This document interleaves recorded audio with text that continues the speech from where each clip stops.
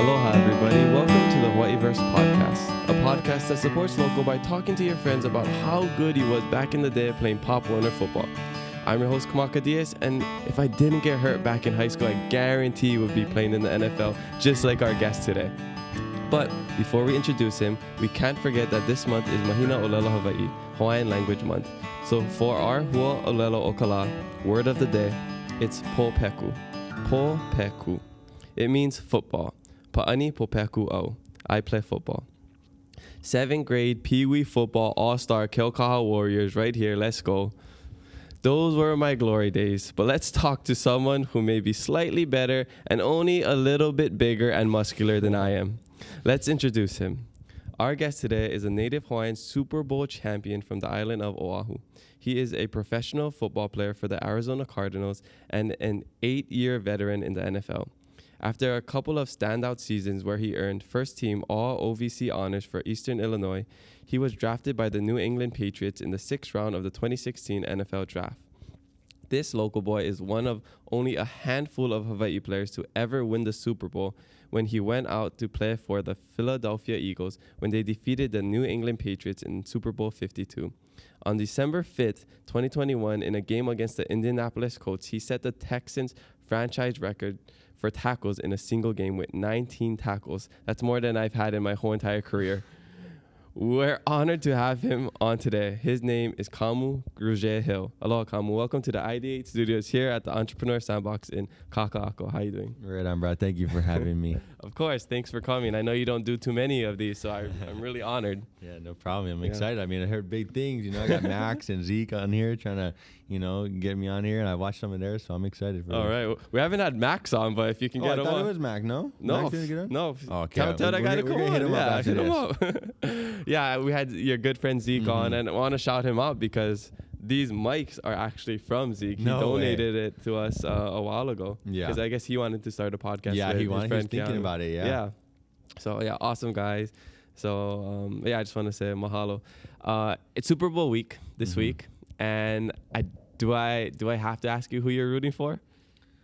I don't know. I'm not really rooting for anyone. I mean, if I'm being honest, I don't know. I'm torn both ways, right? Because I have like really good friends that still play for the Eagles, and one of my better friends, TJ Edwards, he's the starting linebacker there now, and he was, when I was my 4th year there, he was a rookie there, and he was in our room, and he was our rookie, and he's balling now, and he's a starter, and so I want him to win. I want him to win. I got some other friends on there, but at the same time, I'm like, damn, I kind of want to be the only Super Bowl from Philly. You know what I mean? Just selfish reasons. Yeah, selfish reasons. But no, I'm excited for them, and I think they're gonna win. I just don't see Philly not winning this one. So I'm excited for them. I'll say it for you. Let's go Mahomes. Let's go Kansas City Chiefs. Nah. Yeah. I also think with the Eagles' run offense, I mean, Jalen Hurts. Yeah. I mean, their defense is also they're just too dominant crazy, right now. Yeah. Just everything they're doing, from running the ball, throwing the ball, their defense, they're playing top notch right now. So yeah, and then the Chiefs, they're the Chiefs. I mean, great coaching. Yeah. It's gonna be a good game either way. Yeah, so I'm really excited. We actually have a little Super Bowl feast that we're gonna try later on from our sponsor 7-Eleven. So before we get into that, we just want to get to know you. Where are you from? Where are you grad? And what was it like growing up? So kind of, I don't know. I always, being in college now and in an adult life, obviously, you hear about there's like two different families, right? There's like military families and there's like coaches' families where they're like constantly moving and stuff. And it's weird because I feel like I could kind of relate to them but it's weird because I didn't have that. I wasn't a coach's son, or I wasn't like in the military at all. But like for some reason, just my mom's jobs and stuff, we were just always moving, right? So I was actually born on Oʻahu. I'm the youngest of 4, and my siblings are a lot older than me. So I think my oldest brother was out of high school already. My second brother was like a senior in high school, and my sister was probably like a freshman. And we were having to move to Big Island. And my mom actually only just took me because I was 5 years old or something like that. So ended up, living in Hilo for a little bit. Went to middle school and stuff in Kona. And then freshman year got into Kamehameha down here, started living in the dorms a little bit. And and then the rest is kind of history. Oh, so you boarded? I was border, yeah. So your mom was still on the Big Island? My mom was still on Big Island, but my brothers and sisters were here. So it kind of was like, I was living in the dorms, but like every weekend I was going to hang out with my brothers and sisters or whatever. So that probably made it a little easier, right? It was way easier, yeah. But I mean, I still couldn't see my mom. I would probably see my mom like once a month or something like that. So, it's kind of crazy. I think back now and, I have nieces and nephews that are 14 and stuff. And I'm just like, I know. I think my oldest nephew turns 18 on Monday. That's crazy. Yeah, I know. Yeah. I think he was born when I was like 10. So just to show you how much older my brothers are. But you see them, right? They're 14 and stuff. And to imagine like, at that age, I was, you're not on your own, but you're not living with your mom, right? I was gone in the dorms and doing all that. So, I don't know, kind of crazy looking back, that journey. So, but I think a lot of that made me like who I am today for sure. Yeah. How much do you think you've changed from high school Kamu at Kamehameha, Kapalama, and Kamu now? This is maybe 10 years later? I think that everyone can vouch for me that's watching this or that knows me that it's a night and day difference. We actually were just talking about it last night at Zeke's house. My friends like to always like, go and reminisce on how stupid I was in high school and all this kind of stuff, coming from a public school, Big Island kid to coming to the dorms. And, I was kind of out of control a little bit, those first 2 years. So, yeah, I think I would hope there's a big difference. Do you feel like maybe you're a little bit more serious? I mean, obviously more mature because, just with time and experience. But you think what would you say is the number one thing that is different from then and now? I don't know. I mean, I was just a kid, right? Like I think I just, I grew up with a kid from a single mom that, I was half raised a single, only child, but kind of wasn't because, I had brothers and sisters, but like it was kind of just me and my mom, and then. My mom was always working, so I kind of grew up on my own a little bit to, just having, coming to high school and, I think like an authority kind of issue. I was just super rascal, like kind of just did whatever I want, didn't really think about consequences, think all that kind of stuff. And I don't know, I think, a lot of, throughout my journey now, I've just learned, it just comes with age, right? And I think, I can honestly say, I mean, we'll get to this later, I'm sure, but like me leaving Hawaii and going to college and then going and living on the mainland and having to figure life out yourself, it kind of just shapes you a little bit and you learn so much along the way. For sure. Yeah. So what was your experience like at Kamehameha? So you went from public school on the Big Island, best island. And then you're at the Storm on your own. It's a very very cultural school too. You have to do all like the chant and like learn Hawaiian and do the song contest and all. Like, what did you think about all that? It was it was crazy because when I was to be honest, when I was 8th grade. Every parent, I'm pretty sure, that lives in Hawaii or is Hawaiian, it makes their kid test for Kamehameha, right? That's just like, I feel like every parent does that. Like all my nieces and nephews have done it, everyone, right? And so it's kind of like, whatever, like this is kind of your process. And like, you would be honored to go to the school, right? Like that's how that's how my mom like described it to me, right? Yeah. But honestly, going 8th grade, I had all these friends and stuff I made, like we talk about like John Osuro, like all these guys, right? That I didn't want to leave, right? So I ended up doing these interviews, and I was like, I don't even want to do this. I remember standing in the interview and telling the person, they're like, why do you want to go Kamehameha? And I was like, I don't. Like, my mom's making me do this. Like, I was just like super unappreciative of like what my mom was trying to do for me and stuff.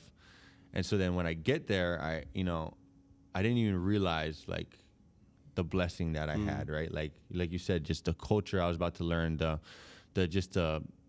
legacy and the standard of that school, holds, and the quality of that school, right? Just everything.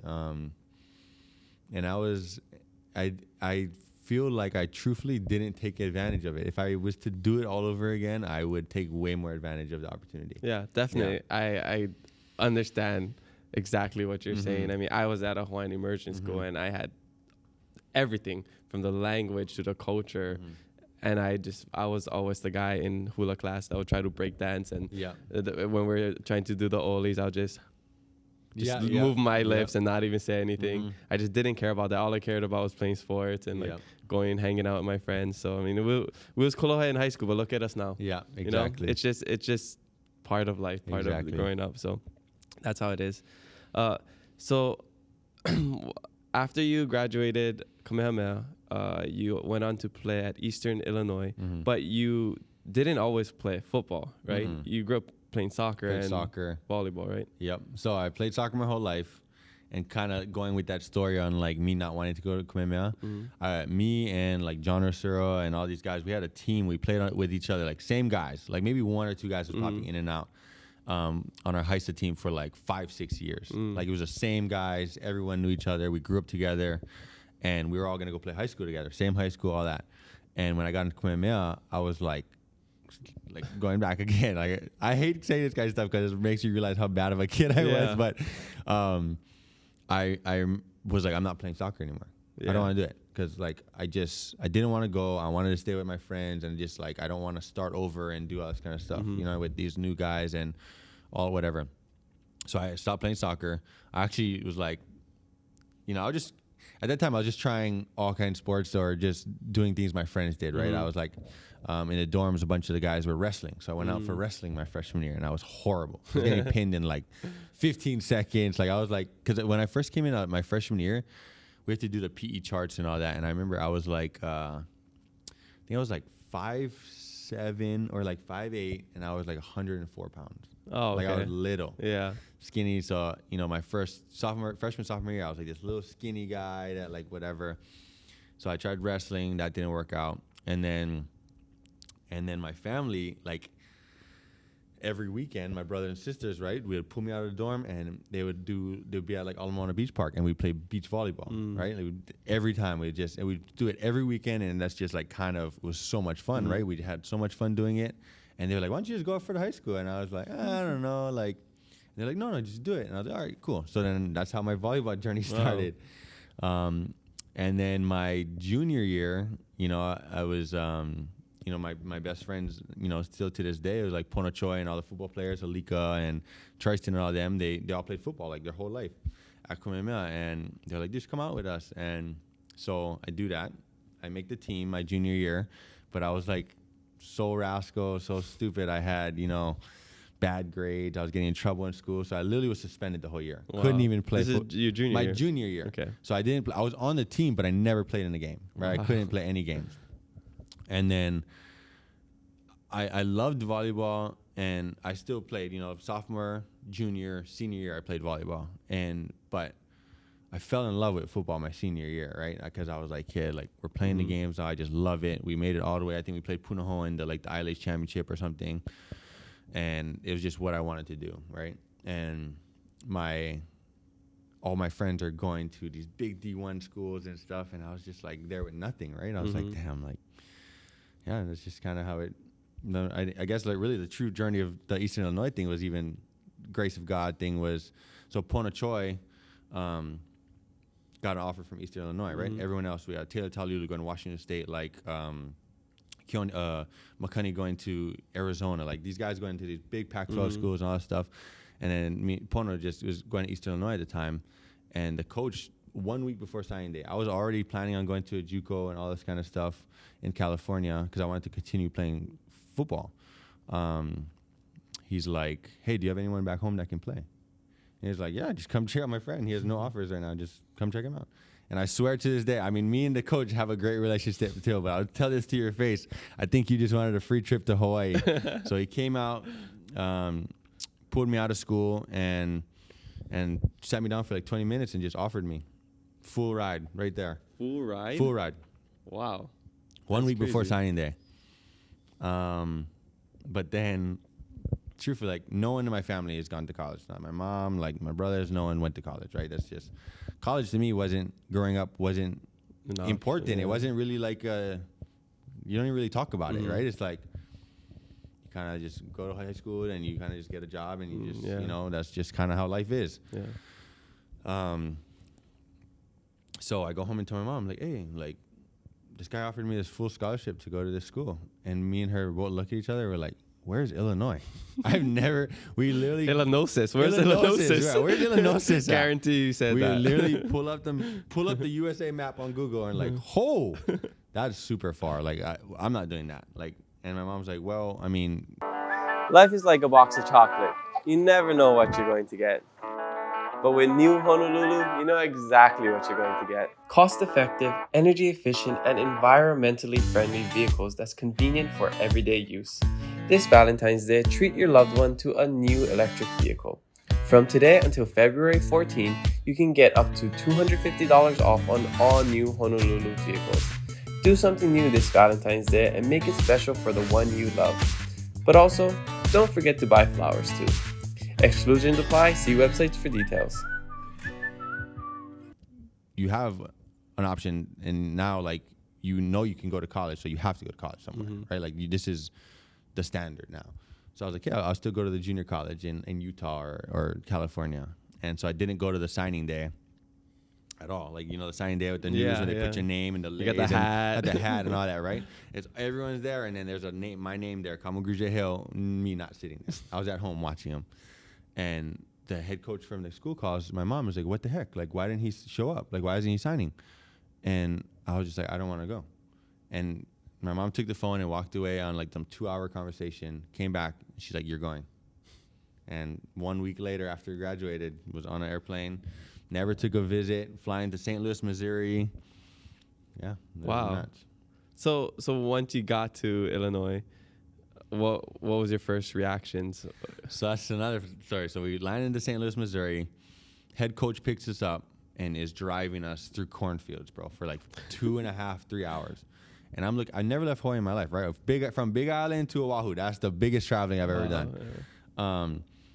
So we're driving through these cornfields, and I'm like looking around, and I'm like, my stomach is just sinking like more and more. Where's and the like, beach? Oh my Where's the palm trees? Not even that. I'm not even thinking about that. I'm thinking like, what the heck is this?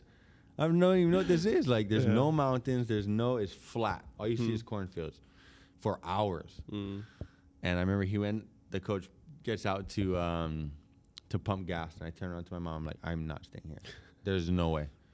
And she's like, well, I got one ticket back to Hawaii, and it's for me, and I'm not staying here, so you're on your own. So yeah, it was a rough adjustment period for sure. But I mean, Pono being there with me was, I mean, I bet if we didn't have each other, there was no way we could have done it. Yeah. So what did you miss the most about Hawaii when you were there?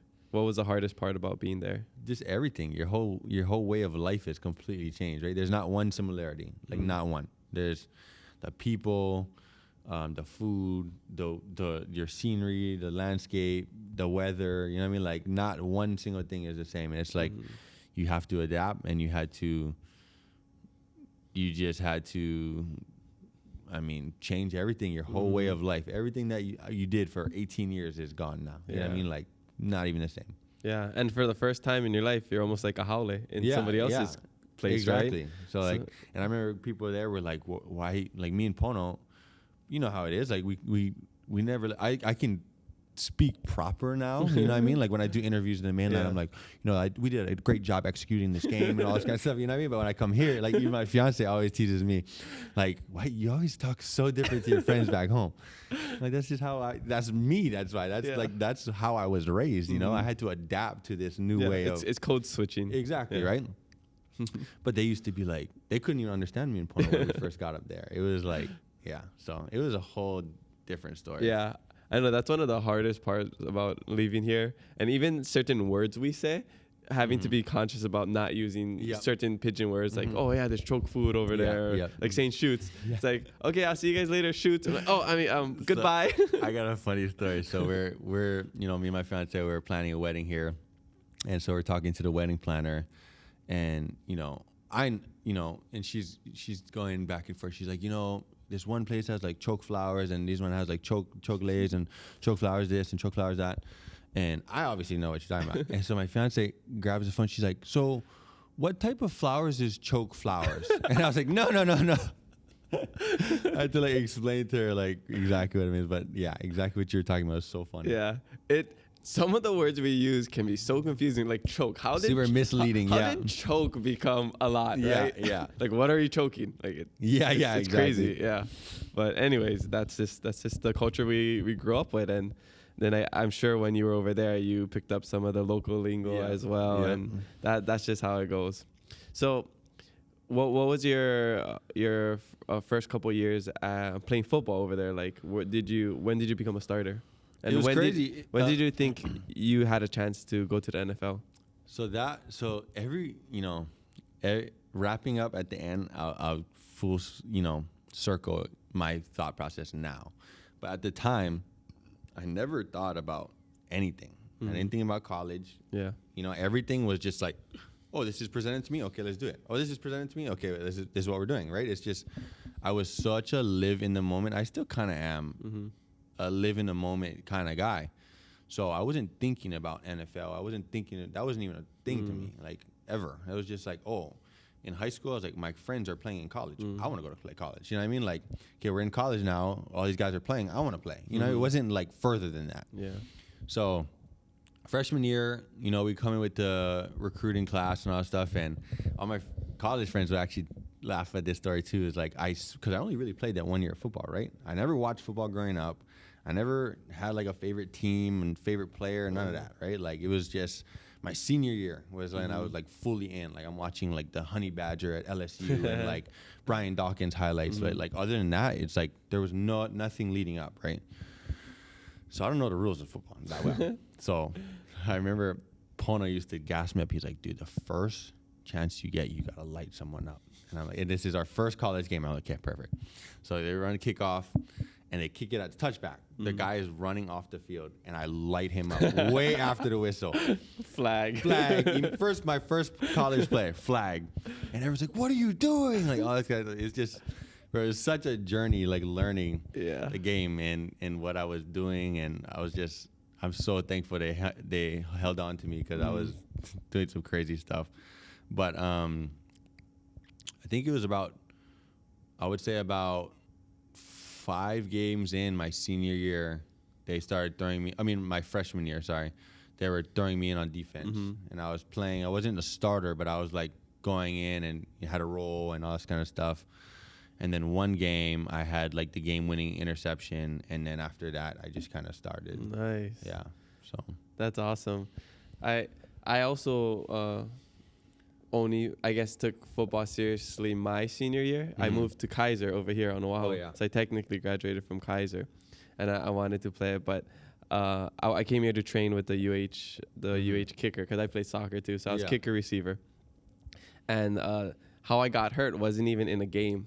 We were just doing a regular like fun practice. Our coaches wanted to do like sharks and minnows, where they would stand in the middle of the field and the players would have to run across and not get tagged. And I was running across, and one of my teammates ran into me from the back, and I just rolled my ankle super bad. Way. So I was like done for the rest of the season. That's how you ended your career? Yeah, that's how I ended my career. Oh my gosh. And I got hurt a lot, so I was like, it's just not meant for me. Yeah. I mean, could have went to like a smaller school. I mean, it's a kicker. I mean, you did some kicking in the NFL as well. Oh, that was another whole story, bro. But that's how I ended my career. But it guarantee if I didn't get hurt, I would have been. Guarantee I would have been with Kaimi, right, just kicking field goals all day. Guarantee. Yeah. I love that guy. Yeah, he's gonna come on at some point after whenever he's back over here. He's actually gonna come when we fly back up there. He's gonna come out to Arizona for a little bit and stay with us. So I'm excited to see that guy. Yeah. So, you get to the NFL. You get drafted by the Patriots. You start your NFL journey, and I'm curious to know, like, what is it like being able to see the other Hawaii boys and like see people that you've grown up with have success in the NFL as well. You talking about now or back then? I guess both. Back then, I was kind of more clouded. I wasn't really thinking about the Hawaii boys. I got drafted, and my teammates was Tom Brady, Gronk, Julian Edelman, like, you know what I mean? Like, that is true. Dante Hightower. I'm playing linebacker, and I was like 205 when I graduated college, right? They're like, you're a safety linebacker. We don't know yet. And I'm like, okay, cool. So I get in there, like, you're going to play like linebacker for us, and we're going to figure it out. All right, cool. So I go in the linebacker room. It's Dante Hightower, Jamie Collins, like all these guys are 6'4", 250. I'm like, I'm in the wrong room. Like, this is not where I belong. So yeah, I think I was a little clouded by that stuff to be worrying about the Hawaii guys. I was trying to just hold on myself. Yeah.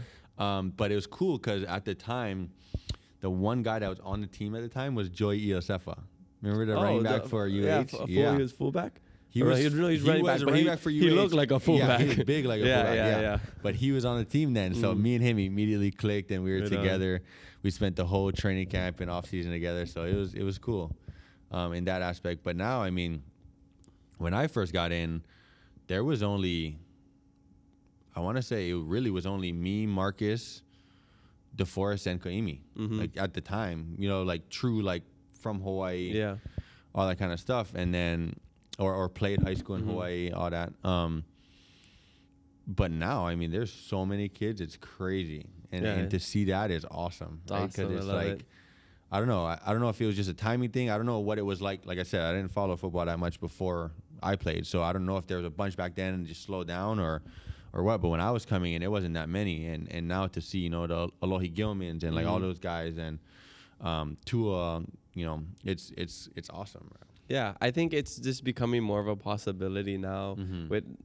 We have a lot more resources these days, and like the level of play has increased as well. And like we have people like you and people in the past putting Hawaii on the map. So now these coaches are coming here and they're scouting these people. I mean, like St. Louis, I swear, has a new quarterback every year. That's like one of the top recruits, right? So I think, you know, what you guys have done is like pave the path for the next generation, which is super cool. Yeah. Because we have a lot of Hawaii players in the NFL now, and like I support every single one. It's so cool watching them. It's like I don't even know you guys, but I'm just like, let's go. Yeah. Like that's how it is too. Because like honestly, I mean, like I might be the worst support guy ever, but like I never really watched, you know, other high schools, or I didn't watch, you know, when I left, I wasn't really keeping up with how Kamima was doing or how the local guys was doing. All I know is, this kid went to like Alohi, right? He went to Notre Dame, and then he's in the league now, and he went to Kamima. I'm like, oh, wow, perfect. So that we start following each other on Instagram, and then we don't even know each other. But then the second we see each other in the game, it's like, oh, what's up? You go talk after, and now it's like common, right? We see each other at the beach, and you know, we're just it's so cool to just grow relationships like that, and from someone you didn't even know, but like, you know, they always say that, right? Like the NFL is like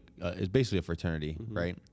But to be in the NFL and from Hawaii is even more fraternity, I think. You know, just the connections you guys have, and just the similarities and the conversations you can have. Yeah, it's something about connecting with another local. Yeah. You just understand each other. You talk same. You like the same food for the most part. You go to the same beach. You probably went to Sandy's to check out the girls and sit in the back of a truck while drinking a Heineken at some point in your life. Yeah, it's like you see yourself in that person, and cool. I mean, true, like also like excluding Marcus and Tua, big quarterbacks over here, you know, we know how not easy it is. Not saying that their path is easy, but you know what I mean? Like, we know like what we went to, and you know what I mean? I mean, I went to private school too, right? The guys that are making it out of public school, I'm like, you're another animal.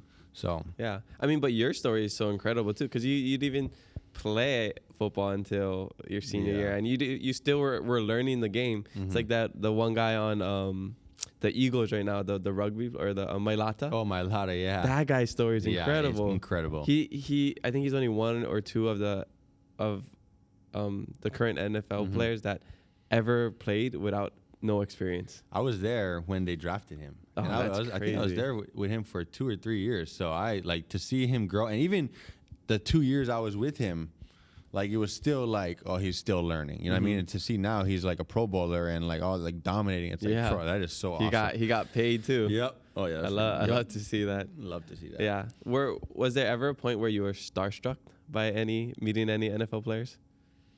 So I mean, obviously the Tom Brady's, the Gronks, those guys. But like I said, like I wasn't a fan of football, right? I just loved at the time like playing football. I didn't watch too much football, like all that kind of stuff until really college. You know, even I don't even remember me watching like NFL games my senior year of high school. Like I just was so in love with the game and like my friends and like all that kind of stuff. So that aspect, but as I'm growing, right, like college, I'm starting to like watch, and I'm starting to become like fans and respecting players and how they play and trying to compare and all this kind of stuff.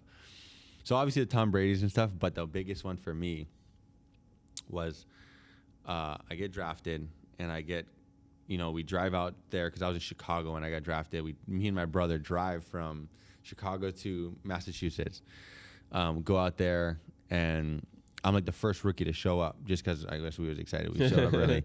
And Bill Belichick was like, hey, come in. That guy's so scary. He's like, come in here. He's like, come in. I want to have a meeting with you. I'm like, all right, cool. I go in there, think it's going to be, I'm meeting all these coaches. I walk in this room. It's me and him sitting across the desk. And he was saying, to this day, he was saying all this. I remember him saying, we're going to figure out what kind of position we want because you're, in between that safety and linebacker thing. And the rest was just over my head because I was like looking at him. I was like, holy crap, this is Bill Belichick right here. You know what I mean? Like, I'm not even retaining one word that he's saying. So I think my biggest fangirl moment was that. With that? Yeah. Well, I bet you were a little scared too. I mean. Oh my gosh. I didn't even know what to do. Is he as scary in person as he is just seeing him on TV? Yeah, I mean, he's more personable than the media gives to him. Yeah. But I mean, he's straight football. Yeah. I mean, you're not playing around over there. Yeah. I mean, I feel like to get to where he is, that's pretty much what you got to do. I mean, even look at someone like Tom Brady. Yeah. The guy got a divorce just so he could keep playing football. You know what, though? He's, I don't know his personal life at all, but he's actually, he was one of the him and Gronk were one of the coolest guys, like as a 6th-round rookie that like didn't even make the first roster. Like they're, I'll be sitting at the lunch table by myself and they'll just sit with me and talk story. Awesome. And like, so, those guys they're big time with that. They like could just play in every ball, aspect. Yeah, they could play pickleball. Yeah, they could play pickleball. They could play pickleball. You know what's funny? So in the last couple of years, pickleball has gotten super huge, right? And I just played like for the second time ever the other night. It's so fun. But also, everyone our age is playing golf. I know you have to to play golf after this. Yeah. Well, was that like a COVID thing, or why is everybody playing golf? And I feel like golf wasn't cool in high school. It wasn't, and I don't think it still is. I don't think high school kids are playing golf. You know what I mean? I think it's like, I don't know. The reason I love golf, truthfully, because your friends are doing it. No. Oh. Yeah. I know. I grew out of that, right? I grew out of that. Now I'm independent boy over here. But I truthfully learned to love golf because it's like no other sport. Bro, I'm so competitive. I get so frustrated, right? Like there's a time in a game, if I didn't make a tackle in the first series of the game, I'm talking like college, I was like mentally like, oh, I don't know, this is gonna be a bad game. You know what I mean? Like I was such a head case when I had to like grow out of that. And that's what I love about golf is like you cannot, if you have a bad swing or a bad ball, like, and you implode, you're wasting 4 hours of your life. You know what I mean? Like you have to learn how to like take it individually each step and just forget, you know what I mean, what just happened on the last one. So that's why I like it. I feel like it makes me mentally a better athlete. Yeah, that makes sense. And you have no one to blame but yourself. Exactly. Yeah. It's an individual sport. If you have a bad swing, that's on you. Yeah. And you just figure it out and you make adjustments and you get better. Yep. Yeah. Okay, cool. So what do you think is the hardest part about being an NFL athlete, a professional athlete in the NFL? I think the time and dedication. Like people, you wouldn't believe how many people are like, oh, so like, what do you guys do like during the day, like after practice? Like people would think we go to practice and go home. You know what I mean? Like we're there. It's a full-time job. Even if we're not in the facility, like the things that you have to do for your body and all this stuff just to get prepared to play in this game it's a full-time job. You know what I mean? Like even for my fiance when we first started dating she was like, I would have an off day, but she's like, why do you have to go in? Or why do you have to do this? It's your off day, right? It's just like, just doesn't work like that. Like you have to, if I don't, I'm gonna get hurt. You know what I mean? If I don't stick on this routine, if I don't stay on my schedule or stay activated or whatever it is, like I'm gonna get hurt or even when I come home, if you're not watching film and doing all this kind of stuff, it's like it's a full-time job, you know? Yeah. I mean, after every game, it's like you just got hit by a car. Yeah, exactly. Like basically my life in especially these last couple of years, because I'm getting older and the recovery is getting a little, you know, man, I need at least a 30-minute warm-up, full-on stretch before I even That's step another on the thing. I used to be able to just go outside. Yeah. I could go out the night before and then walk straight on the field and be good.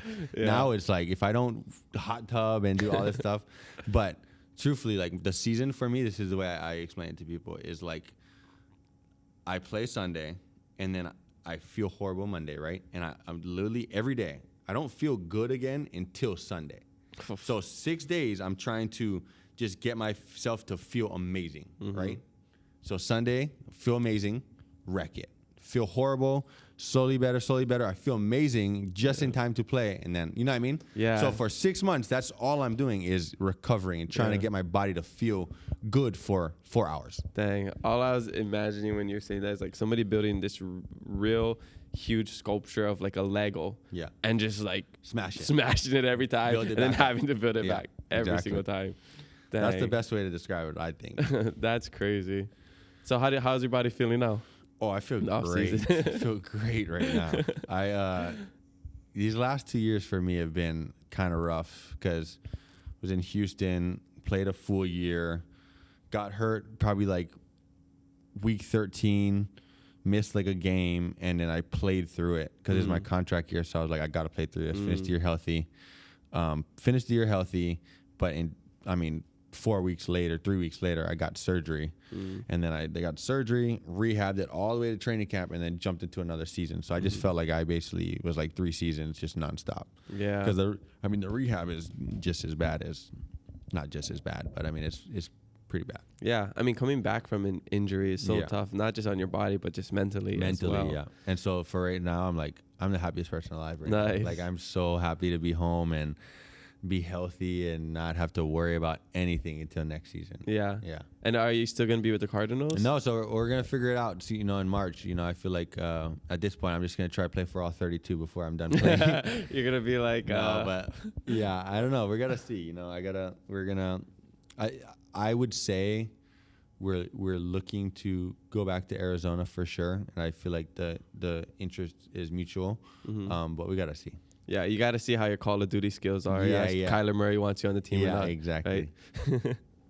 Okay, so before we get into our little Super Bowl feast right over here, can you tell us about your time with the Eagles and like that Super Bowl journey? Because, I mean, that's one of the biggest accomplishments that you can have as an athlete. I mean, definitely as a football player, but especially somebody from Hawaii. Like, how many people can say they have a Super Bowl ring, And you're going to have a ring soon because, you're engaged. Congratulations. Yeah. Thank you. But, I mean, come on, the Super Bowl ring got to be a little bit better, right? I mean, yeah. I know your fiance's right there, but let's be real. It's me and you. Like, come on, Super Bowl ring over everything, right? It was the craziest thing ever. And, now going into year 8, I was spoiled, bro. I was a spoiled rookie. And there's 2 different types of guys, right? You're either a spoiled rookie or you're in the mud straight out there, right? So for me, my rookie year and my first 4 years in Philly, we made playoffs 3 out of the 4 years, right? And we won 1. So I'm like, oh, this is football. This is the NFL, right? I'm in there. Life's great. Yeah, life's great. We're going to Super Bowl. We're going to playoffs every year. And then these last 4, I never go to the playoffs. Yeah. So it's like, holy crap. I'm getting the real taste of it now, and truthfully, that perspective of how hard it is to actually do what we did in 2017, it's crazy. And I mean, that team was special, though. I mean, everything was just clicking right, on all cylinders. Like all 3 phases were balling. We had Pro Bowlers all over, just kind of like this team right here. We were like the number 1 special teams team that year. We had like the number 1 offense. We were, our defense was balling. Like, it was. That was the Carson Wentz MVP. Like, he was in the MVP. He was gonna be the MVP, yeah. And then he got hurt. So that was crazy. Yeah. That whole thing was crazy too. So the story behind that is, we literally, or Carson is going to his MVP year, right? We're playing the Rams. He tears his ACL. Nick goes in and we win the game.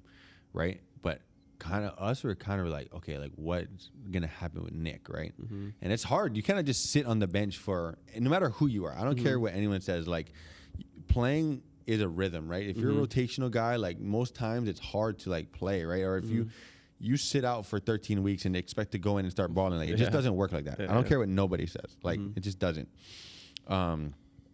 So we play the Raiders, I think the next day in Philly, and it's freezing cold. It's like almost negative degrees. And Nick goes in and he's struggling like bad. And we're like, oh no. Because every game before that, we're blowing teams out, right? 20-point leads, like not even close. Like starters are sitting down. It was almost like preseason games sometimes. And we go and we're struggling. We're like barely beating them. And like the Raiders then were not good. I mean, are they still good these days? Yeah. Well, Don't hate on the Raiders. Yeah. But so we're like, oh no, what's gonna happen, right? Like, and then we play the Cowboys next time, which we didn't have to play. It didn't matter if we won or lost that game because we had the first seed already. So we go in and Nick we don't score a point. And that's against, they're playing their starters, but it's still freezing. I think the score ended up 6-0. Like was the game. It was freezing again. Yeah. But Nick didn't score a point. And we're like, oh no, like we're going to go to playoffs and like, I don't know. So we have a bye. Then we play Atlanta and he like is kind of clicking, but like still iffy. Like there was one like that you could just tell like was on our side. He throws a ball up, it like hits the wire or it like catches into the wind or something and like falls. There's like two receivers like 20 yards apart and he's trying to throw to the furthest guy and it just lands in the middle guy's hands. You know what I mean? Like it's just like first down and stuff like that. Then he throws a pick to one of the DBs. And he drops it, and it pops up, and our receiver catches it. You know what I mean? Like, stuff like that was happening. So we're like, all right, here we go. And so we're like kind of still like, we'll see. And the Vikings that year were rolling, right? Yeah. So we play the Vikings for NFC Championship, and Nick goes crazy. He literally lights it up like I've never seen ever before. Yeah. And we're like, who is this guy? And, like, it was like MVP of the year type game. Yeah. And then we go to the Super Bowl. We're like, oh, we're winning this thing. And he just went crazy again. That was a crazy Super Bowl. It was crazy. So, I mean. That was when the Philly special happened, right? Yep. Yeah. I mean, his whole story, I mean, if you really look into Nick's full story, I think he's one of the greatest guys ever. Like, truthfully, like, I mean, greatest teammate, greatest person, greatest husband, greatest father, like, in all, checks the box in all of them. And if you look into his story, man, I'm so happy for that. But yeah, that whole year was crazy. Yeah. Well, I mean, probably greatest quarterback of all time since he's 1-0 against Tom Brady. Yeah, Super Bowl. I think that's just logical, right? Yeah. Nah. All right. Well, yeah, that's super cool. And I'm sure, just the aftermath of that was just straight jubilation. Bananas. Just like crazy. Everything, right? You probably never wanted to leave, right? Yeah, no. It was wild. And then, so that happens, and then you end up going with the Texans after that? No, I went to Miami for a year. Oh, Miami. Yeah, I went to Miami for a year. It was Tua's rookie year. So that was cool. I got to be there with them. But that was COVID year. So it was, we had no training camp. We had no off-season stuff. We jumped right into season. And then after season, I left. Like, I was there for 6 months. Yeah. Like, I don't even really count that in my mind. Yeah. And then I signed to Houston and was there for 2 years. Yeah. So. And you did really well. Yeah, Houston was my best year, for sure. We didn't do well as a team. We were a young team and we struggled a lot. So that was tough. But personally, for my career, that was definitely my best year. Not even close. How do you get through that mentally when you just came from the Super Bowl and now you're with the Texans, who's one of the you guys had like when Deshaun Watson was there, you guys were. I wasn't there with him. Oh, you weren't there? No, I was.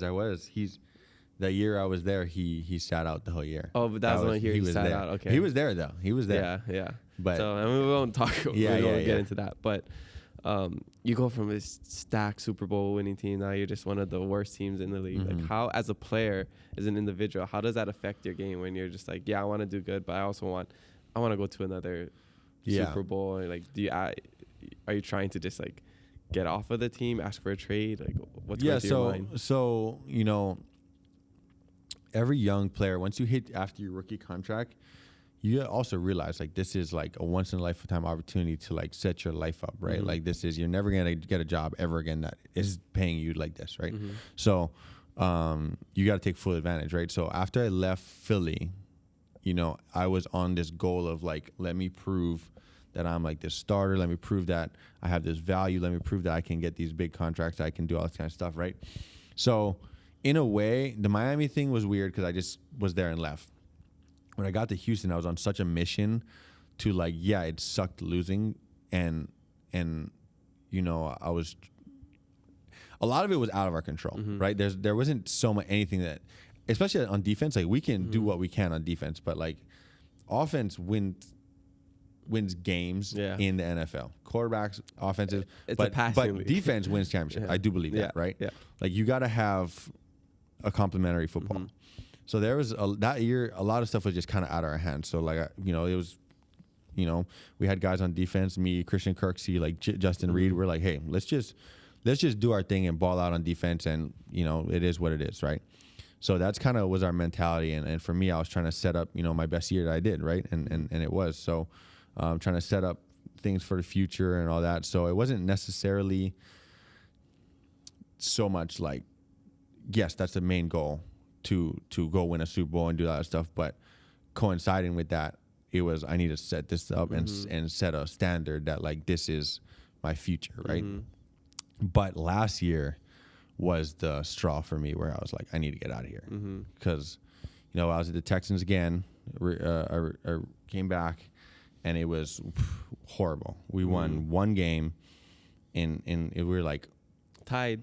We tied the first game, right? Don't forget that. Tied the first game, which is worse than losing to me. Yeah, I just wasted 5 hours of my life for a tie. And after that, you know, once we were losing, it was getting bad over there, bro. I mean, you saw the whole coaching staff got fired. It was like, it was crazy. I can go all day about how bad that was there. But I remember reaching out to my agent. It was like, bro, get me out of here. Like, let's get a trade. Let's get a release. Like, this is not it. You know what I mean? I want a brand new start again, and it's fine. Yeah. And so, you know, they said no at first. They're like, we're not going to trade you. We're not going to release you. You're kind of stuck here. And I was just kept kind of asking. And, you know, I have a good relationship with the GM. So, you know, I had many conversations with him, and they kind of did right by me, which was cool, right? That's what they said. You know, we're going to do right by you. You've been great for us. And it was cool because they didn't have to do that, right? They could kept on me, or they could have traded me to somewhere else I didn't want to be, and so for them to do that, to let me go, and basically, because if you get traded, you have no choice, right? But if you get released before the trade deadline, you can choose where you want to go. Yeah. And I really wanted to go to Arizona. Like I've been wanting to play in Arizona for a couple years now. Yeah. So so I know. And then I go to Arizona, and they you know, we struggled there too, but you know, I was kind of just happy to be there at that point, and that's why I'm hoping to re-sign back or sign somewhere like that, and you know, I'm back on the grind of trying to prove something again. Awesome. Well, thank God you didn't go to the Falcons. Gross. Whoever is a Falcons fan, good luck to them. I was talking to your fiance. She said her family's from so funny. Georgia. I know. Her whole family. I'm also a Saints fan, so they are division rivals. Yeah. So. Dude, her family does not play around with the Atlanta tailgates. They're they had like Freddie the Falcon come to their house and all that stuff. Wow. Like they're like the #1 fan tailgaters there. It's funny. Yeah, I heard when you guys played the Falcons, they wore the whole thing. Falcon jerseys. Yep. It was the whole thing. That's funny. Okay, would you say that this past season was like the lowest point of your career, the hardest point of your career, because you were like in such a bad situation, you just wanted out? I would say yeah. Probably. Yeah. I would say mentally, yeah, it was the hardest for sure. It was a struggle, man. It was a pivotal point of like, what do I really want, and how to, you know, because I can just sit here all year and then what happens after that, right? Or I can leave and then just try and rebuild again, right? And that's, I think, for me, I've been an underdog my whole life, right? Like no matter where I go, I was a low draft pick. I go to a team. I've been on 4 teams now, and it's like, you know, I just got to go in and prove myself, right? And every year I feel like I've done that a little bit, so I feel confident that I don't really get scared away from change or any of that. Yeah, and I think with how your life has gone, your life journey, it kind of prepared you for that. Yeah. Moving from place to place, being able to adapt to certain situations, like different locker rooms, different people, you know, because you went from public school to private school to cornfields. To, you know, exactly. It's like you were meant to be doing this, and your whole life prepared you for this. It's like a Slumdog Millionaire thing where it's like everything you've done in your life prepared you for these moments. So that's super cool. Yeah. But you know what makes things better? Food. The platter. Yeah. So before we take a break, we got some Super Bowl platters from 7-Eleven, Hawaii. We got this sushi thing. I can't even hold it. So I did not expect that to be that heavy, right? There you go. And so that's the volcano sushi platter. I had no idea they made 7-Eleven. So, okay, I want to do this segment presented by 7-Eleven called What's Your Order? So you go in 7-Eleven, you know, maybe you just finished a football practice. You got, you know, a couple minutes. You're about to go home, or you're going to the beach, whatever. What do you walk out with? It's the same thing every single time. I go get a body armor drink, 1 banana, and 2 teriyaki spam musubis. Oh, okay. Every single time. Musubi is a staple. I didn't expect the 1 banana. That's kind of random. That's just the 1 banana. I like got that. my potassium. I'm a banana every day kind of guy over apple a day. Yeah. But that's awesome. Yeah, I think Arizona iced tea and spam musubi is usually the go-to for me. So this is the volcano sushi platter. It serves about 10 to 12 people. There's seafood salad maki, mixed dynamite salad with unagi sauce, spicy ahi inari, spicy ahi and sushi rice. So if you want, you can go help yourself to this and try it out. Let us know. And then that's the Oriental chicken bites. So that serves about 10 to 12 people. It's karaage chicken and mochiko chicken with a sweet chili sauce. Yeah, hopefully it's still a little warm. Yep. Yeah, just dig into that. I'm going to try one of these sushis. I don't know. I'm just going to go in with my hands. You want a fork? Yeah. Oh, yeah. Let me get. I feel embarrassed using a fork to eat. Then get chopsticks. Oh, no, we got chopsticks right there. Okay. Whew. I didn't bring dishonor to my family. No dishonor to your family. Oh, that was so close. All right. So 7-Eleven does a lot of cool things, and I didn't even know they had these like a catering menu. So they have a full catering service where you can go into their store or go online and order like these catering platters, chicken, sushi. They have this huge ohana chef salad. Looks pretty good. I don't think we'll eat any of that now. That's gonna be a little hard later on the podcast. Yeah, and everything is made locally. Even this Aloha, this Island Pure Water, it's only at 7-Eleven Hawaii. So I'm gonna try one of these sushis. Chicken is super good. Is it? Okay. So that's the karaage and mochiko chicken, and we have a lot left over. So I hope your fiance is hungry. Oh man, I'm destroying this sushi. Go in. Ah. Mango. Oh. I gotta put this down for now. Sorry. Wow, good catch. They said defensive players don't have hands. He just proved everybody wrong. Oh, thank you. All right. Oh, that sushi's good. I did not expect sushi to be good from 7-Eleven. I know, right? Yeah. You want to try? I'm good for now. I'm gonna try soon. Try it after. Yeah. So just say, oh, it's so good. Just for the so good. Oh yeah, The best sushi's sushi I've ever had. unbelievable. Yeah, not scripted at all. No. I want to try this mochiko chicken and That's so good. or the karaage chicken because you tried the mochiko chicken, right? Mm-hmm. Mm-hmm. Yeah. I bet you with the sweet chili sauce would be even better. Even better, yeah. Mm-hmm. We're gonna whack this after this. Yeah, after this, we're going to take a break, go into Instagram questions. But if you're interested in, celebrating the Super Bowl, it's your ohana. This is perfect for game day or any potluck picnic or after sports activities. And preferably, don't host a podcast with food in your mouth. So we're going to take a break. All right. And we're back. All right, so let's get into some Instagram questions. The first one comes from Bryson D4L. He wants to know, what's the feeling like seeing meeting Hawaiians in the States when away from home? I know we talked about that a little bit, but tell us what's so special about it. Similar, same thing. It's funny because, especially at the games, right? We'll come out, warm up, whatever, and we'll be like playing at like they're not the Redskins anymore, the Washington Commanders, right?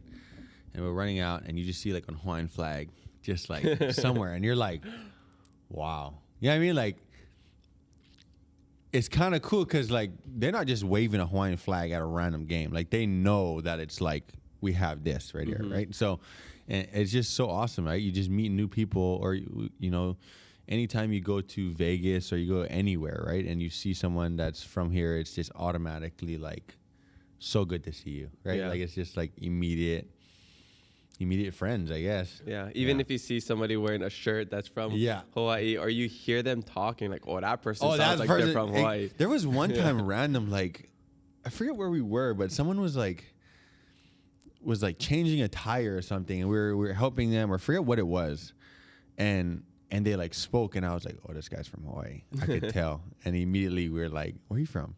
And he's like, oh, Kapolei. I say, yep, perfect, got you. You can just tell, right? You just tell, yeah. We're everywhere. I love that about us over here. And no matter where you are in the world, you're always connected, even if you have no idea who the person is. All right, next question comes from Grant De Palma. He wants to know, what are pivotal shifts in story that helped your... Wait, let me read that again. What are pivotal shifts in... I don't know why he wrote it. In story that helped shape your career and development as a man? I think maybe journey is what it was supposed to be. So what are pivotal shifts in your journey that help shape your career and development as a man? I think truthfully my faith, like I wasn't raised in the church at all. Didn't know, I believed in God, but never really like embraced it or like dove deeper into it. I was just kind of it was like a checkbox thing, right? You know, in college, you go to like FCAs or whatever, or in high school, people were like, oh, let's do a Bible study. And you're kind of like, yeah, okay, whatever, we'll go. And then, but you don't really dive deeper into it. And then when I was in my first year of Philly, like there's a group of guys that we're all still really so close. And, but there was just something that was different about them, right? And like I said, like I grew up single parent home, like marriage wasn't like a super big thing. There wasn't like, I don't know, there's all these norms that were like, whether we want to admit it or not, like a lot of people in Hawaii have that are toxic, right? And like relationships and who you are as a man and just family stuff. It's like, but us growing up here, it's so normal, right? That's just who we are and who it is. And no disrespect to anyone that is married and does that kind of stuff or isn't married, right? But it's just, there's so many things here that are normal here, but in the grand scheme of life, like shouldn't be, right? So like there's some dysfunctional traits that we carry on here. And I just remember there's this group of guys that they just like changed my life because I was like, there's something different about them. And when I dove deeper into them, they're just like, they're like our love for God and what he's done for us, and Jesus has just changed our life. And they did more. I would hang out with them and they would do like these accountability nights where like the night before the game, they would go into a room and they would, it's not just like talk story or like let's do Bible study. It was like way deeper than that, like accountability stuff, like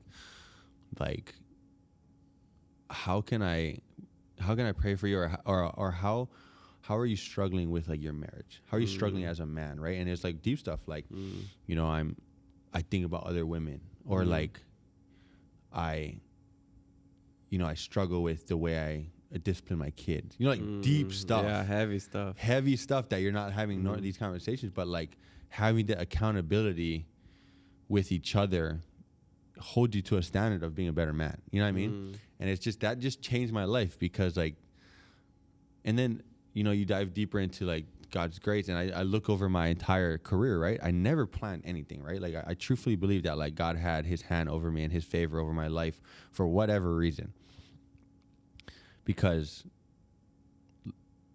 like every step of my way, it was just, why are things working out for me like this, right? It wasn't, I'm not saying that I'm favored more than other people. That's not what that means. That just, it means there's, for whatever reason, there's something in my own life, and everyone has his own pivotal moment, I think, that you realize like there's a bigger purpose, right? My purpose isn't to play in the NFL, right? There's something way bigger than that, way deeper than that. And, you know what I mean? It was like, things like this like made me think about this. So I was going out and I was drinking and I was working just as hard as everyone else, right? It's not like I was some dominant football player in high school and college, and all of a sudden, you know what I mean? It's just like, why me? Or like, there's just certain things that like take it way deeper than what it is at the surface that just make me think, I don't know. It just changed my life. That's incredible. I love that story. So going off of that, what would you say your purpose in life is? I just feel like that's a super big question. I mean, for anyone, right? You ask anyone, what's your purpose in life? You know, I think, you know, your journey as a man is finding that out, right? And just kind of letting God, like, reveal that to you. And I just feel like, for me, I struggle because I go back and forth of like, I go back and forth with this roller coaster of football, right? Like there's certain times I'm like, I don't know how much longer I can do this because it's such a grind, it's such a this, all that kind of stuff, right? And then there's other times I love it. You know, I love doing other stuff like anyone, right? But I just feel like I have such a limited time to use this platform, right? Like even what you're doing with this platform here, it's similar, right? Like I have this opportunity to change lives with certain people, right? People that look up to me. I walk into a room, you know, it's funny that my biggest thing ever since leaving, like side note, was leaving high school and stuff, was like, I'm the same Roscoe kid, right, that went to Kamehameha, but all of a sudden you make it to the NFL and now, come talk to these kids and mentor these kids, you know what I mean? Just like, all of a sudden I'm a motivational speaker, you know what I mean? That's a good point. So, but with that being said, it's true because you have this platform, and no matter what, even if I want people to or not, when I walk in a room, people are going to look up to me, right? So it's like you have to have a leadership role. You have to have a mentorship role in your life.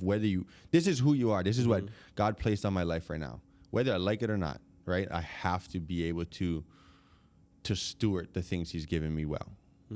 So I think that's my purpose in going, and I'm still finding it out, right? Navigating through that, like how can I change lives? How can I touch people's lives? How can I do this, right? Starting with my family, starting with my friends, starting with other people. You know, I think I'm still, that's a good question because I'm still navigating through that, but I feel like that's where I'm headed. Yeah, and I don't think anyone needs to have an answer for that at the moment because you're always figuring things out, you know? Yeah. What you want today could be something different than what you want tomorrow, you know? Yeah. It's a day-by-day thing. Yeah. And it's cool when you bring up, like, the teachers want you to go speak back at school, but I think, you know, there's a reason for that. There's a purpose for that because you were a Koloha kid. Yeah. And look where you are now. You've matured. You know, you can talk to the kids that are Koloha now and hopefully inspire them to, you know, go on a better path. Exactly. Because, you know, what if you didn't have football? Where would you be now? You know, if you didn't choose to, you know, get on this path, stay out of trouble, then, you know, maybe you're just like, I don't know, working construction with a fluorescent T-shirt, which no hate on that. They make good money. Yeah. But, you know, you could just be on a different path right now. So no doubt. That's really cool. Okay, next question. Ulu Boy I wants to know, how did moving teams affect your career? I think, you know, we kind of hit a little bit of that earlier. It's just, you got to learn quick, right, how to adapt when you're doing that, right? Whenever you change somewhere, you have to, especially in the NFL, there's no grace period, right? They're not going to be like, oh, he just got here, so we got to give him a chance. It's, can you do the job or not? That's what it comes down to, right? It's a business. Like, they're paying a lot of money for you to be here. It's not going to be like, let's groom. The groomed guys are like the first through third round picks, right? And it's their rookie year. After that, it's like, these guys, we got to go, right?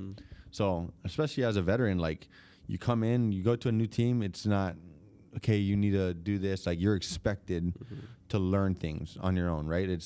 You're expected to. I came to the Cardinals, and it was hands down, Vance Joseph's defense is the hardest defense I've ever been a part, right? There's so much different things to learn. Like, every time we play a quarterback, I guarantee he doesn't figure it out till like fourth quarter because there's no way. There's like, I was like in-game adjustments. In-game adjustments. There's the amount of fronts, the amount of coverages, the amount of people dropping and smoke blitzes we have is crazy. But when I first got there, right, coming in as a 7-year veteran at the time, it's not like, hey, we're gonna walk you through each step. It's like, here's a playbook. We need you 2 weeks. Figure it out. You know what I mean? Like, you can't. I think that's the hardest thing. You have to learn that. And as a younger player, I didn't get that, right? I was like, I got to Miami. I was like, okay, I'm still in Philly. In Philly for 4 years. When you're somewhere for 4 years, it's, you know everyone. People are comfortable with you, right? You go to a new team. You don't have that anymore, right? You have maybe 2 people or 3 people that brought you in there. But your new team, new coaches don't know you. You know what I mean? Like most times you're being brought in from the general managers or whatever, and you're kind of just getting dropped off. So, yeah, you got to just learn to adapt. That's my biggest thing, I think. That's awesome. Okay, last question. M. Christensen, 11, wants to know, what did you take from other sports that you played to contribute to football? Winky face. If I'm pretty sure M. Christensen, I think they were talking about Michael Christensen. You know who that is? Yeah, that's a volleyball player. Yeah. So, it's so funny. I just had this conversation with someone else, right? So, Michael Christensen at the time, when we were playing volleyball together, he was a year older than me, and he was hands down the best volleyball player I ever seen in my life, right? Yeah. I remember hearing his name. Yeah. So, at the time, he's playing outside here. He's doing all this kind of stuff, and I don't know his background. Like, I didn't really dive deeper. We hung out, and we were great friends and all this kind of stuff, but I didn't, like, we're guys. We don't ask, like, hey, what did you do when you were, or what do you do in the summers when you're, all this kind of traveling or whatever. It's kind of just like, hey, are we hanging out today or not? You know what I mean? Like, but this guy, like, going back to your fan question, right? Like your fan, what was your biggest fan moment? I think one of my proudest moments, truthfully, is saying that I played with Michael Christensen. Because this guy, no joke, is the world's greatest setter. Best setter in the world is Michael Christensen. He's on the Olympic team. He's on the Olympic team, plays professionally in like Russia and Italy and all this and stuff. But like it's not even a question. Like he's the best setter in the world. Wow. And so, I don't know. I love that guy. Yeah. Well, Micah, I'm gonna be sending you a DM. Yeah, get him in here. Get him in here. Yeah. What was the question though? I lost track. I was fanning over. Yeah. He asked me. What did you take from other sports that you played to contribute to football? I knew that. He's trying to hint on the volleyball thing. I don't know. You could take a lot. You could take so much from other sports, right? I think that's what made me the athlete I am today, right? Is not getting pigeonholed into one sport growing up, right? My mom was I was so ADHD. My mom was throwing me into anything she could, right? So I was playing soccer, volleyball, baseball. I even played hockey in Big Island, like the roller hockey for a little bit, like just stuff like that, right? Like she's just getting me out of the house. And I just think that just shapes you for everyone because you meet football. We was talking about this earlier too, was like football more than any other sport has the biggest differential in demographics, right? You have people from all over. It's not like surfers are normally from like a surf town or something like that, or you volleyball guys kind of just, they're from a certain cloth, like cut cloth, and you go to tennis and golf is you grow in a country club, right? Like football, you have guys from all over, all walks of life, right? So you cannot just walk in and think you got to learn how to be able to speak to other people, right? You got to learn how to like compare and not compare, but what's the word I'm looking for? Like relate to everybody, right? You need to be able to relate to everyone and play with everyone and communicate with other people because learn how to be part of a team. Exactly. One play, I'm making a check to a guy who grew up in Oklahoma in the sticks, and the other guy grew up in Miami in the hood or something. You know what I mean? It's like you have everyone on the same field. It's like, and I'm from Hawaii and like whatever, it's, I don't know. Yeah. Crazy. I play sports all my life. So I love that no matter where you're from, what you're going through, when you're on the field, it's just you're one Ohana. Yeah. You're just part of the team. You're here for one mission and we're all similar no matter how you look. Yeah. If you're like way bigger and a little bit more scary, you have an advantage. But that doesn't matter. Yeah. When you go to like the deeper That's not the point. Yeah, that's not the point. Just don't hit me, okay? Yeah. All right. Well, mahalo everybody for the Instagram questions. Make sure you leave some for our next guest, and maybe your question will make it on the podcast. All right. So we're coming to the back half of the podcast. I just want to know: do you ever feel pressured to represent Hawaii in a certain way? No, I think I'm just proud of it. Right. Just even being from Hawaii and being where I'm at, is just awesome in itself, right? I don't really feel pressure because I feel like the people from here don't put pressure, you know, like every time I come home, it's always something super supportive, right? It's everywhere I go is, oh my God, I'm so proud of you and all this kind of stuff. And it's just awesome. Yeah.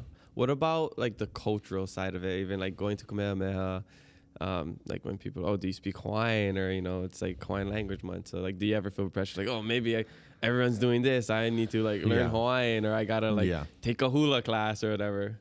So the one thing that, 2 things, I guess, is one, going back to the high school question, right?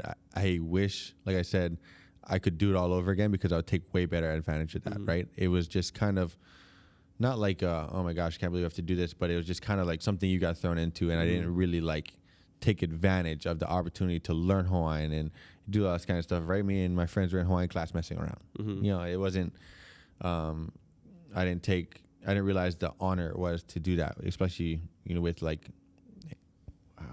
for lack of a better term, this dying breed, right? And the second thing is hard. This is the hardest thing, I think. I'm away so much that you kind of lose. You don't lose it, because you never can lose it, but you kind of, you're just not around. You're disconnected from it, right? You get numb to everything that you kind of are just raised in. And the importance and the meaning behind everything, right? You kind of just get numb to that. So that's the one thing I struggle with, I think, the most.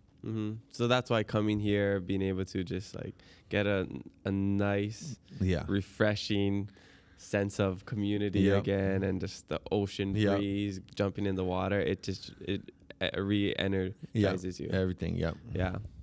I can see that. I mean, being away too. I lived in Madagascar for 3 years. Did you really? Yeah, I was in the Peace Corps, and like being away, it was like, you know, I started to, you know, miss Hawaii. But it's not until you leave like where you don't appreciate what you have over here. So I mean, when I was away, that was like when the whole Mauna Kea movement was happening. Like that was so hard to me, because I'm seeing people that I actually know getting arrested.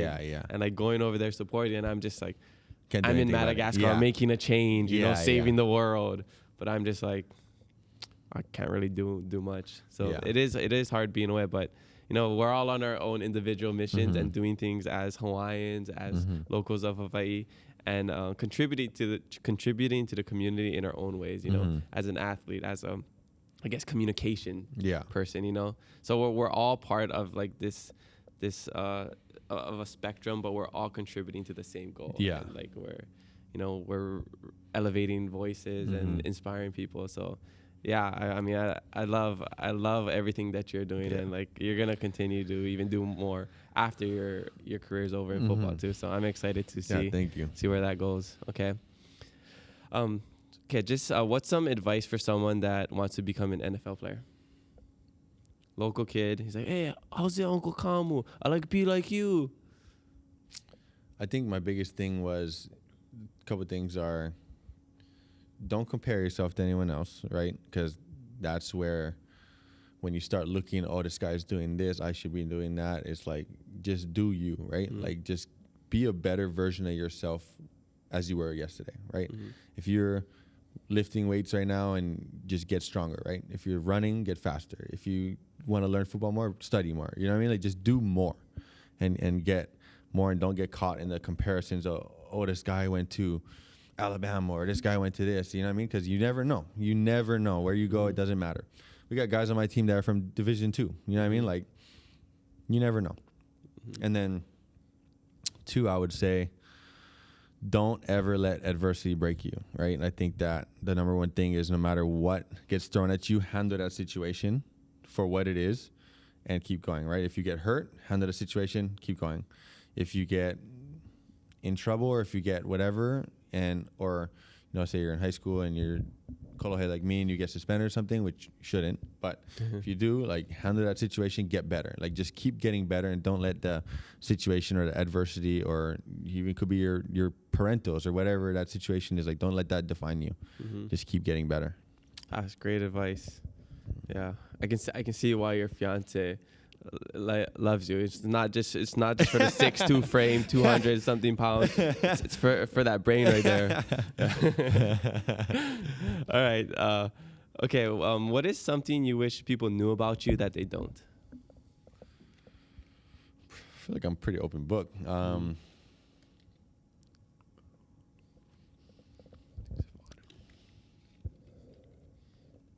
He crushes it on the pickleball court. Yeah, I was just about to say, like, I don't know. I guess one thing I was surprised about is that I didn't know you played so many other sports, you know? And like, if you keep up with the NFL, there's one game where you Jake Elliott, the kicker, was hurt, so you had to kick kickoffs. And I wish they would have let you kick a PAT. I know, I was begging for it. I don't know. Yeah, I honestly feel like I'm a pretty open book. Well, why don't we ask your fiance? What is something that people don't know about him?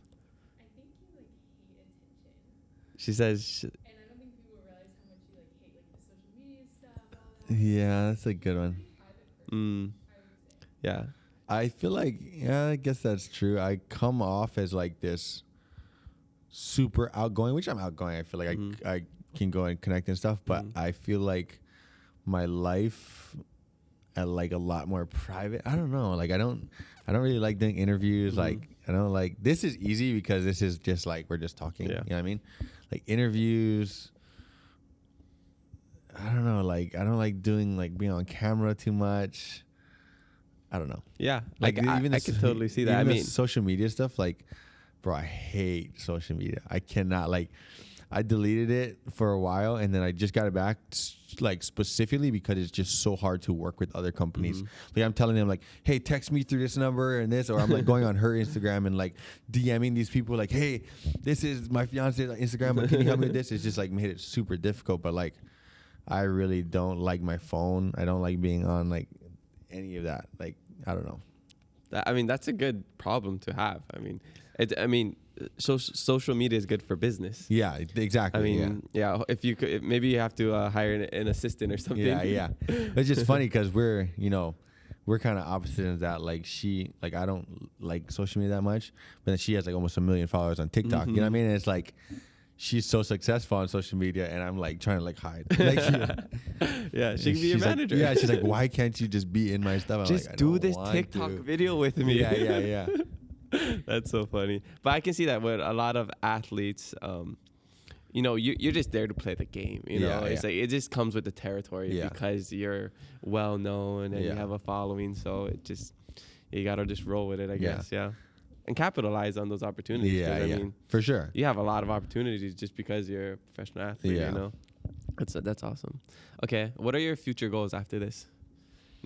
However long you're gonna play football for, and then what do you plan to do next? I know we met in a home seminar. Well, my main passion, right, is like both of ours. Is whether it's starting a foundation or some sort of give back charity or just find a way to impact lives, right? Like that's like really what we're passionate about. It's just hard to figure out how to do that in the best and most effective way. But at a certain point we gotta stop making excuses and just do it, right? So we're trying to do some small things here and there and just grow off that. And hopefully my biggest goal is to be, and both of ours is to be so successful that we can make change, right? And you don't have to be successful to make change. I'm not saying that, but I want, at the caliber that I want to do it, I want it to be like astronomical, right? And it's not like a type where we're bringing cameras around and hey, we did this. It's just like this is happening in and out, and we're just making differences, right? Like that'd be the greatest thing for me. But like a shorter term goal would be, I love real estate stuff, right? I was in that real estate seminar with you and just learning little things and I want to I want to invest in real estate and just do all that kind of stuff. So yeah. And the football stuff just kind of handles itself, right? I don't know. I'm just going along and I would, my main goal is reaching 10. So, 3 more seasons and I'll be at 10 years and then we kind of just reevaluate after that. Yeah. Also, I'm excited to see where the journey takes you. And real estate's something so good to get it. And especially now, in Hawaii. Yeah. I mean, you buy anything right now, it's only going to go up from there. Yeah. Okay.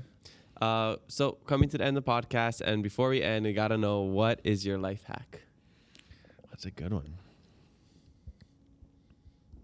Make sure it's a good one. It's what everyone's waiting for. I know. I don't know. I think I kind of just ruined it on what I just said about the. I don't know. I think my biggest life thing, like, is just live in the moment. You know what I mean? I just feel like you just so stressed. I mean, it creates a lot of stress for a lot of people. Like, she gets so stressed out because I'm just like not much of a planner, or you know, I'm just like so stuck in the moment. But I don't know. I just feel like living in the moment, like, it creates less stress for yourself, right? I just so happy with like with where we are right now, and not having to worry about like the past or the future or whatever. Just like, you know, just getting off certain things and hanging out with your friends and your family and all that. I just feel like this will change your life, you know? I don't know. Yeah. I know it's not like the life hack. Like, what was the other one you said? The hair one? Oh, I told him my life hack was grow your hair out so you don't got paid for haircuts. Yeah. That's a good one too. No, that's a good. Living in the moment, it's so great. I think, you know, to have a good balance, you know, something, and I'm sure you adapt, right? Yeah. Some things you have to plan. Yeah. You have to plan ahead, but for the most part, you're able to just like live in the moment right now and just take things as they go. As they go, yeah. Yeah, I mean, even right now, you're like, you got somewhere to be, but I know I'm keeping here a little longer than you need to be, and you're just living I'm in the moment. You know, I'm in the moment. Yeah, you know, if I'm sorry you're gonna be late to your next thing, but Yeah. at least I'm sending you home with food. Yeah, Yeah, I mean, can't complain. Exactly. yeah. All right, so last question before, or last 5 questions before we end the podcast. Okay, it's just my last 5 questions. Favorite questions. Okay, favorite football team. I don't know. I don't think I can answer that. I would say my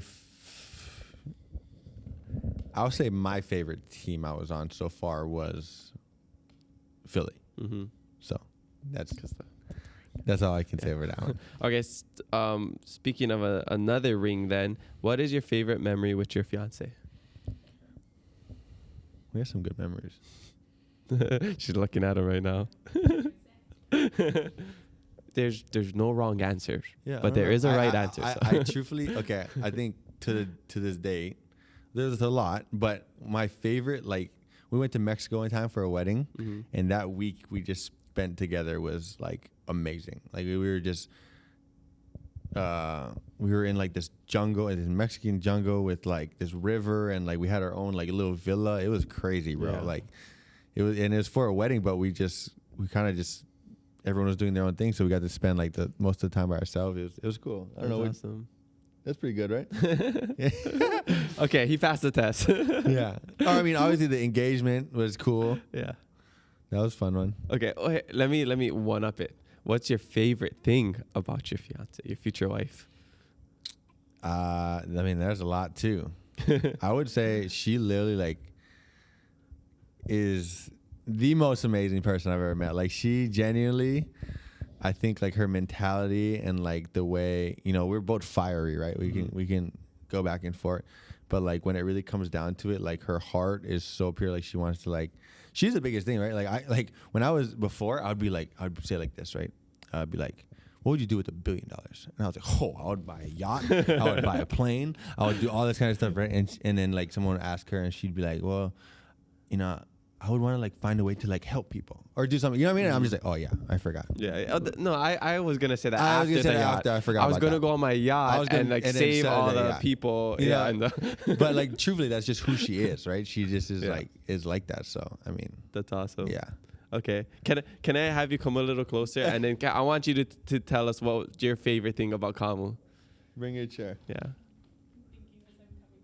Yeah. There's so many things. Yeah. I don't know if you'll be in the frame, but we just need you on the mic so we can hear you. I think my favorite thing about Kamu is everything that he was talking about, like even in this whole podcast, like you said, like, oh, so you love him for more than, you know, just what he looks like. Like, he just has the biggest heart as well. Like, I'm sorry, I'm going to say this, but like, I've genuinely seen so much like emotion come from him. Like, I remember when there was one point in Houston, one of his teammates got really sick and he came home and he was like borderline in tears because his heart was breaking for him, and his heart breaks for people, and he just wants to help people so much, and he's just a really great person underneath. He's an empath. All this. Yeah. All that tough bravado and pads. Yeah, the toughness. He's a softie at heart. Yeah. Oh. Yeah, But still hard, yeah. Don't get her twisted. Yeah. He'll knock you out. Maybe not Max Holloway. I don't know. He got some quick hands. All right. Oh, mahalo for sharing that. Okay. Favorite travel destination? It's hard to beat coming here, bro. I love, that's the thing, like you said earlier, right? Like in high school, you kind of got like this small town vibe, right? Like everyone's like, bro, we need to get out of here. Like, cause that's just all we do. And then you leave and you're like, wow, I really took that for granted, right? So I just love every year coming back home and just relaxing. I don't know, but I do like traveling a lot more now. I wasn't much of a travel guy because like people in the mainland, right? They go vacation. Hey, we're going to Florida. Or we're going this. Like I never vacationed before that time we went to Mexico because like every off time I got to just come here, right? Yeah. This is my vacation. Like I don't know, like living here, you don't go on vacation, right? Like that is true. So Yeah. I I mean, know. you live where people vacation. Yeah, exactly, so right? So it's kind of you just got like, everything over here. oh, we're gonna go vacation. Oh, I'm just gonna go see my family. Yeah, Like, yeah. That's my struggle now because I studied abroad in Spain, Argentina. I traveled to these places, and then my girlfriends always want, let's go to a surf trip in Mexico. Let's go do this. I was like, okay, first we gotta save up money. Yeah. And then it's like I'm like so happy to be here. Like, Yeah. I feel like I don't need to travel right now. I mean, it would be great, but like this is the best place in the world. So it's tough. Yeah. Okay. Favorite childhood snack? Besides musubis, Yeah. malasadas. Ooh. From where? Where is Leonard's. the best Leonard's. Number With one. filling or no filling? No filling. No filling. Just No regular. filling. Regular. Yeah, can't beat Leonard's malasadas. Okay. And favorite movie to watch? Oh, that's hard. I got all kind of comedies though. I'm a big comedy guy. I don't even know. I think that is like a time thing, right? Like what is it used to be and now, and I'd say my favorite movie right now. Actually, I'm gonna switch your question up just because I want to answer it because I want people to know this. You know how people always ask like, what's your favorite Christmas movie, right? Yeah. And it's like, okay, you got the normals like The Grinch or Elf or whatever, right? Or Christmas Story. My favorite Christmas movie is Why Him. Have you ever watched that movie? Why him? You've No. never watched that movie? No. Bro, you got to go watch it. It'll change Why your life. Him? It's super Who's it hilarious. with? It's the one with James Franco and Zoe Dutch. It's a It probably new came one? out like 2 years ago. Why him? Whoa. We're recording this on This with one. Brian Cranston too? Yes. So it's like basically this girl Keegan brings Michael. home this guy or brings her family to 2016. meet this guy, and Okay. he's like super rough around the edges, like super bad. But like it's like a Rom-com. really good heart. Yeah, it's kind of rom-com, but it's like super funny. And the dad is just can't stand him. And then it's a whole thing, but it's so funny. Okay, I might watch that tonight because I like to watch movies on a Friday night. Yeah, with my go watch girlfriend, that so and let me know what you that's think. Cool, awesome. All right, well that's all we have for today. Mahalo so much for taking time to come over here, being our first Super Bowl champion ever on the podcast. I hope we have more Super Bowl champions. Yeah, for sure. On the podcast, or maybe you win your second one and we'll have to have you That'd on be again. amazing. Yeah, yeah. But do you have anything you want to say before we end? If not, tell us where we can find you. Yeah, no, right. Perfect. Thank you guys for having me, and this is awesome to come here. Thank you for the food and just the hospitality and just being able to share my story, you know. Definitely. Like I said, I mean, you can always try and follow me on social medias, but I don't know if I'll be there or not. He might not respond to your DMs. Yeah. I'm kind of low key on that stuff, but yeah. Awesome. Well, mahalo so much, and I just wish you the best of luck in the next upcoming season. Maybe if I play in a defensive fantasy league, I'll definitely let me know. Yeah. Well, thank you so much. Yeah, of course. Mahalo, Kamu, for joining us on the Hawaiiverse podcast. Check us out on Hawaiiverse.com. The best